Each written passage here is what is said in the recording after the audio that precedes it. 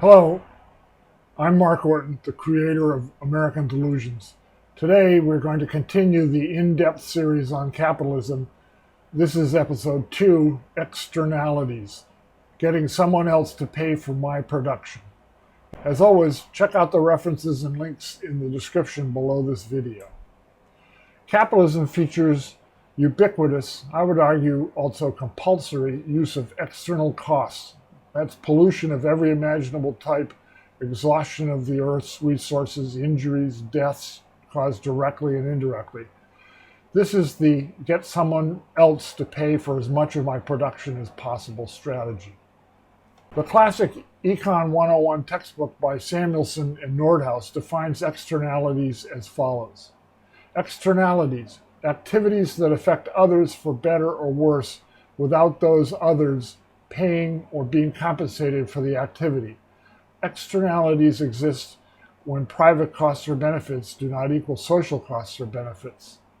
This bland bit of academic language and a few other mentions of the consequences of externalities is all that standard economics has to say about one of the key features of capitalism.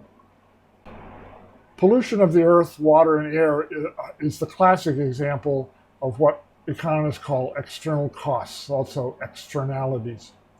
External costs are the negative results of economic activity that are passed on to the general populace and are not paid for by the producing enterprise. Externalizing costs to the maximum extent is a central operating practice of capitalism, and it is not an optional strategy.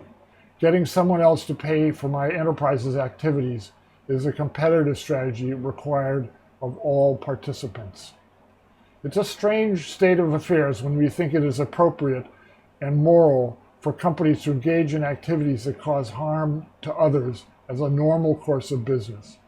In many cases, the harm is caused over long periods of time without any awareness on the part of the company because they simply have not researched the consequences, or worse yet, knowingly continue to cause harm while denying the results of research. This is the true nature of externalities. So the business owner's rule is as follows. If I don't maximize my use of external costs, my competitors certainly will. This failure will reduce my profits compared to my competitors. Long term, my business won't survive. The history of capitalism can be viewed in part as a continuing struggle to control how capitalist enterprises externalize their costs. The earliest cotton mills in England, and then also in the US, employed children in hot, dusty, dangerous conditions, depriving them of any opportunity for education, play, really even a childhood. Air and water pollution were ubiquitous outcomes of industrial capitalism into the 1960s. Labor unions and progressives struggled mightily through the end of the 19th century and on into the middle of the 20th century to reduce the damages caused by this feature of capitalism. Through government laws and protections, much of that damage was significantly reduced. Let me make this somewhat abstract concept of external costs a bit more concrete. Here are 4 examples from our contemporary world. First, from our food supply. Industrial pork production produces an enormous amount of animal waste. Because of the scale of this industry, these wastes are stored in lagoons. In 2018, North Carolina had 9.7 million pigs that produced 10 billion gallons of manure a year. When Hurricane Florence struck that region, these lagoons overflowed and spread toxic concentrations of manure over very large areas and into multiple streams, rivers, ponds, and lakes. The same thing had happened 2 years earlier after Hurricane Matthew. Another example that is closer to home and simultaneously global in scale is in our food supply. Sugar is both addictive and inexpensive. So industrial food, all that stuff at the center of grocery stores, is laced with sugar. Sugar increases profit through increased consumption and lower costs. The food industry actively supported research in the 1970s and 80s that claimed that sugar is just calories, like all other calories. Now, Americans consume 52% more sugar than the dietary guidelines direct. Big food is happy with the sales and profits. But in recent years, the medical community has identified a new health plague, metabolic syndrome. The symptoms include diabetes, high blood fats, high blood pressure, fatty liver disease, and more. Excess sugar consumption is thought to be a major factor in the development of metabolic syndrome. This is because not all calories are, in fact, equal. Much of the added sugars in this industrial food is converted into fat because the body cannot digest it through the normal pathways. The industrial food industry has actively tried to hide this fact for decades, all in search of higher sales and profits. The external costs aren't theirs, they are ours. Fat people with chronic illnesses. Looking to the future of externalization, we come to the mining of the 70% of the earth that is below the oceans and seas.